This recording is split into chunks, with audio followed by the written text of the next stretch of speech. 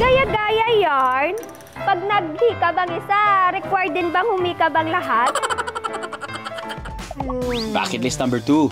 Bakit nga ba nakakahawa ang paghigab? Nasasama lang, nadadamay. Parang emosyon din yan, sir, nakakahawa siya. Nakakahawa po ang paghikab dahil pag parehas po kayong pagod, natural, nahihikab po kayong lahat. Hindi, joke lang mga kaaha.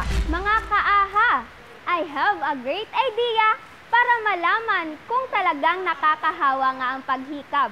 Bakit hindi natin subukan na magpanood ng video na humihikab sa mga taong nandito?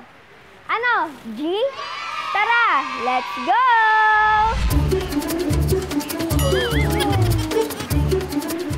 Hi, ma'am! Busy po kayo?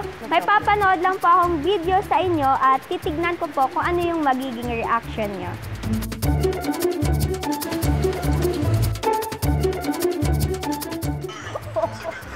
Pagaya ako.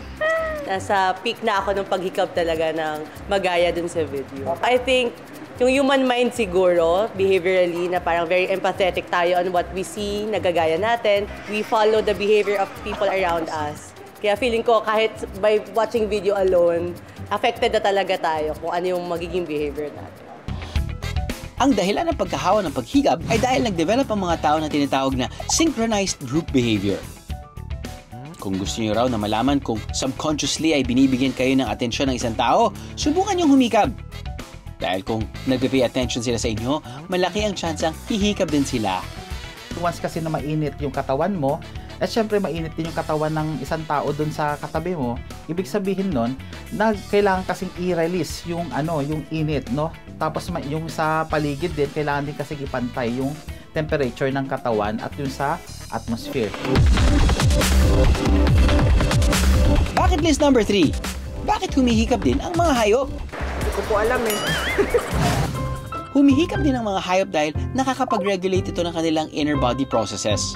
At tulad ng mga tao, ang paghikab ay pwede ring maging contagious o nakakahawa sa mga kapwa hayop para mas synchronize ang kanilang mood at sleeping patterns.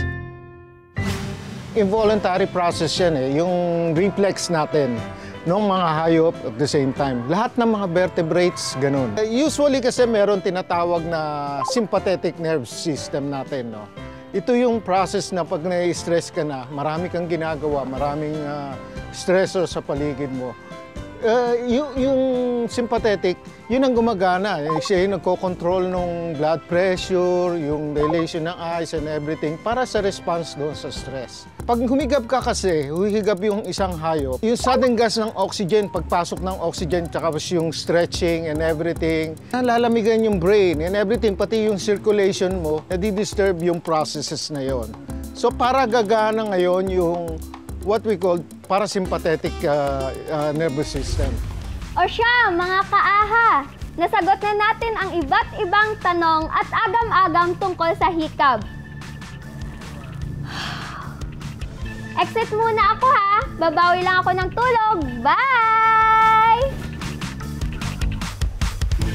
Aha!